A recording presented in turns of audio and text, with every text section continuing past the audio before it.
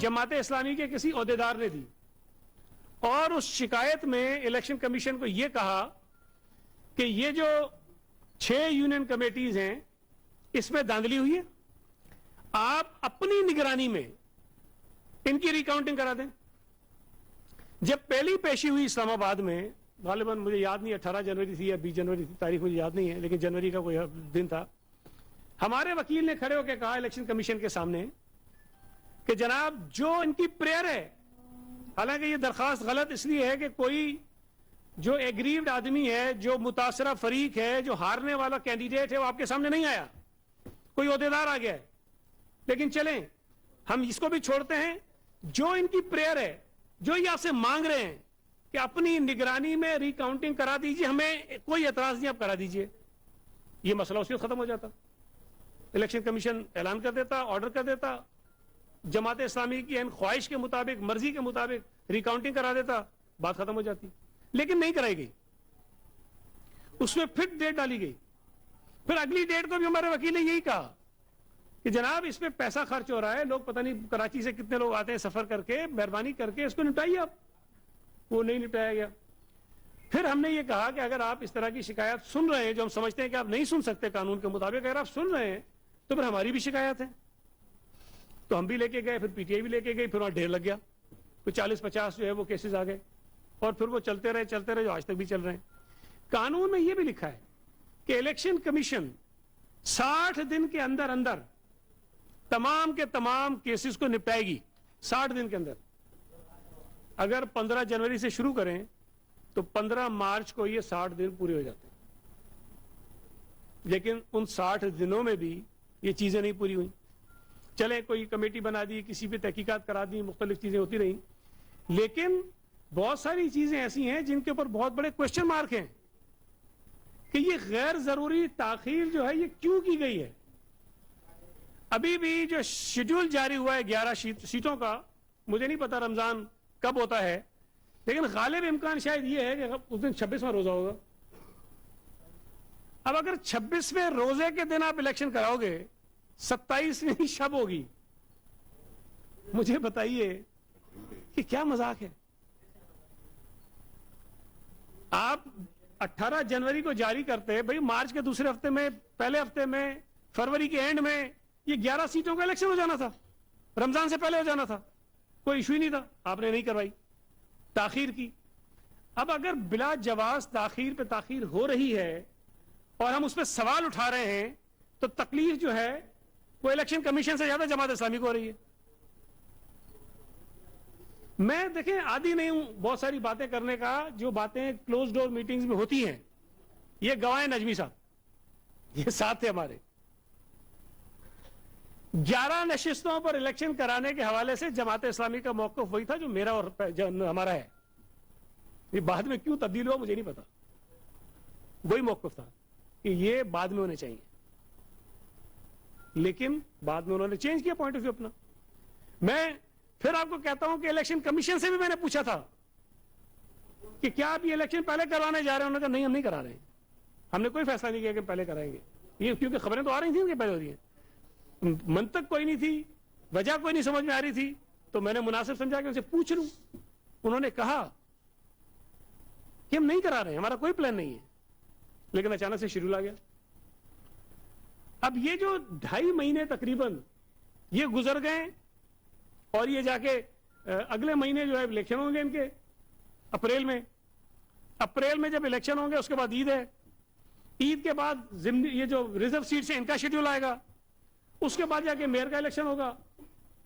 इसका मतलब यह है कि ये जाके मई में कहीं, मई के दूसरे तीसरे हफ्ते में जाके कहीं मुमकिन होगा, जो इस वक्त जो हम देख रहे हैं कि मेयर का इलेक्शन पॉसिबल होगा मई में। जनवरी में इलेक्शन हुआ है, फरवरी, मार्च, अप्रैल, मई, 4 महीने जो है वो लगा दिए बगैर किसी वजह के, बगैर किसी सबक पे। जो अगर जो कुछ इलेक्शन कमीशन कर रहा है अभी, जो कुछ कर रहा है, अगर ये सारी चीजें भी वो कर लेता, तब भी मैं ये समझता हूं कि ये फरवरी के एंड में ये सब कुछ हो सकता था, मुमकिन था। ये सवाल हमारा बिला जवाब नहीं है कि ये ताखीर जो है ये क्यों हो रही है। इलेक्शन कमीशन को एक वजह बता दे कि ये 11 सीटों का जो शेड्यूल है, जो इलेक्शन कराने का फैसला है, ये 18 जनवरी को क्यों नहीं हो सकता था? ये 2 महीने का पूरा अपना अरसा गुजार कर, भाई इन 11 सीटों का तो कोई असर नहीं पड़ रहा था इलेक्शन कमीशन में, जो केसेस पड़े हुए थे लोगों के, उसके ऊपर कोई फर्क नहीं पड़ता था। आप जो फैसला करते करते, नोटिफिकेशन आप जारी नहीं कर रहे थे, कोई फर्क उस पर नहीं पड़ रहा था। ये तो 11 अलग सीटें थी, इन्होंने नहीं किया। ये एक सवाल है बहुत बड़ा। दूसरा, कल मैं वो सुन रहा था, हाफिज साहब का एक आया कहीं से कि वो कह रहे हैं कि अस्करियत हमारे साथ है, अक्सरियत उनके साथ है। मैं बार बार कहता हूं, मेरे को तकलीफ बड़ी होती है, और ये हकीकत है, ये रिकॉर्ड पर है, ये माजी का, तारीख का एक ऐसा हिस्सा है जिसको कोई झुटला नहीं सकता। अस्करियत की बुनियाद पर पीपल्स पार्टी को हरवा कर सत्तार अफगानी को मेयर बनवाया गया था।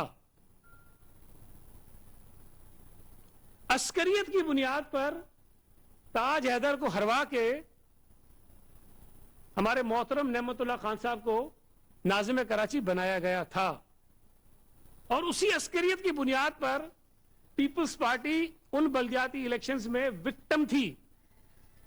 इसी अस्करियत की बुनियाद पर पीपल्स पार्टी माजी के तमाम इलेक्शंस में विक्टिम रही है। बेनिफिशियरी कोई और था, जमात इस्लामी उसमें शामिल थी। अब अस्करियत का इल्जाम हम पे लगा रहे हैं। भाई सवाल यह पैदा होता है, आपकी बड़ी पॉपुलरिटी जमात इस्लामी ने तो पूरे मुल्क में तहस नहस करके रख दिया ना, तमाम सियासी जमातों को उजाड़ के रख दिया इन्होंने, झाड़ू फेर दिया सबके ऊपर। पूरे मुल्क में जमात इस्लामी के अलावा कोई नाम ही नहीं है। अगर तो ये सूरत हाल होती तो समझ में आता कि हाँ भाई कराची में भी ये जीत सकते हैं। ये कराची टूल प्लाजा क्रॉस करके इनकी मकबूलियत कहां दफन हो गई है? हैदराबाद में पता नहीं 1 या 2 सीटें इनकी, सक्खर में नहीं है, मीरपुर खास में नहीं है, नवाबशाह में नहीं है। मैं शहरी इलाकों की बात कर रहा हूं जहां ये एमक्यूएम थी और एमक्यूएम को इन्होंने आके उनके इलाके लिए हैं, वहां से इन्होंने वोट लिया है। कहां चली गई थी इनकी अक्सरियत? इनकी जो मकबूलियत के जो पता नहीं ढोल बज रहे हैं पूरे दुनिया में, वो कहां चले गए थे? कराची से बाहर निकलकर इनकी हालत क्यों खराब है? आपका एक रुकने सूबाई असेंबली एमएमए के टिकट पर है पूरे शहर में, एक, और वो भी एमएमए पे, जिसमें आपको जेयूआई ने भी वोट दिया होगा, जिसमें आपको जेयूपी ने भी वोट दिया होगा, जिसमें आपको पता नहीं वो एमडब्ल्यूएम ने भी वोट दिया होगा, जिसमें आपको और जो मजहबी जमात है उन्होंने भी वोट दिया होगा। एक एमपी है, उसके ऊपर तुमको 83 सीटें मिल गई हैं। शुक्र के नफली अदा करते हो, कैसे मिल गई हैं? पीपल्स पार्टी जो पूरे सिंध में जीतती हुई आई है, सिर्फ दही इलाकों में नहीं, शहरी इलाकों में जीते हुए हैं। मीरपुर खास हमने जीता है, नवाबशाह हमने जीता, सक्खर हमने जीता, हैदराबाद हमने जीता, कराची में हम जीते तो तुम्हें समझ नहीं आ रही बात कि हम कैसे जीत गए। भाई कराची में हमारे 5 एमएनएज हैं, लियारी का इलेक्शन हो जाए तो हमारे 6 एमएनएज हैं कराची में, 7 हमारे एमपीएज हैं, जिमनी इलेक्शन हम जीत रहे हैं कराची में, कैंटोनमेंट बोर्ड के इलेक्शन हमने जीते हैं कराची में। पीपल्स पार्टी कराची में हमेशा से छोटी बड़ी आप माने कहीं ना कहीं हम ताकत रहे हैं। हमारे शहर के अंदर मखसूस पॉकेट्स हैं जहां से पीपल्स पार्टी को वोट पड़ता रहा है, मुश्किल से मुश्किल हालात में भी पड़ता रहा है। जमात इस्लामी तो पता नहीं आसमान में होती है, कभी अचानक ही गिर जाती है कहीं ना कहीं आके। आप हमारे मैंडेट के ऊपर सवाल उठाते हो, सबसे बड़ा सवाल तो आपके मैंडेट के ऊपर है। वजह बता दीजिए कि कौन सी ऐसी गीदड़ सिंगी है जो आपने इस इलेक्शन में आगे छोड़ी है, जिसकी वजह से लोग आपको वोट देने पे मजबूर हो गए। 15 साल आप कहते हैं कि हमारी हुकूमत है, चले हमने 15 सालों में कुछ काम किए होंगे, हमने कोई डेवलपमेंट की होगी, हमने कोई लोगों को राजी किया होगा, कुछ ना कुछ तो किया होगा। तुमने क्या किया है? हाँ, एक चीज है जिसका इजहार खुद हाफिज साहब ने किया, निकाल लीजिए, वो तकरीर आपको मिल जाएगी। वो कहता है कि जमात इस्लामी को लोगों ने वोट इसलिए दिया कि जमात इस्लामी ने इतने लाख सैलाब के मुतासरीन को राशन दिया था, बारिश के जो मुतासरीन थे उनको दिया था। उन्होंने कहा कि हमने इतने लोगों को जो है वो ईद पे पता नहीं क्या करके देते हैं, हमने इतने लोगों को तालीम दे रहे हैं स्कूलों में, और बहुत सारी चीजें गिनवाई थी। 2 चीजें, एक तो जो बारिश के मुतासरीन थे कराची में कितने थे भाई जिन्होंने आपको वोट दे दिया है? जहां थे वहां तो तुम्हारा कैंडिडेट नहीं था, पहली बात। दूसरी बात यह, क्या जमाते इस्लामी ने इस बात को, हाफिज नईमुर रहमान ने इस बात को तस्लीम किया है खुद कि जो ज़कात का पैसा है, जो खैरात का पैसा है, जो सदके का पैसा है, जो आपको लोग देते हैं कि आप मोहताजों की, मिस्कीनों की मदद करो, वो तुमने अपनी इलेक्शन मुहिम पे इस्तेमाल किया। ये बहुत बड़ा सवाल है। देखें, कौन सा आदमी है इस दुनिया में जो ये भलाई के काम नहीं करता। आप सब लोग बैठे हैं, आपको जितनी आपकी ताकत है, जितनी अल्लाह ताला ने आपको ताकत दी है, हर आदमी करता है, हम भी करते होंगे।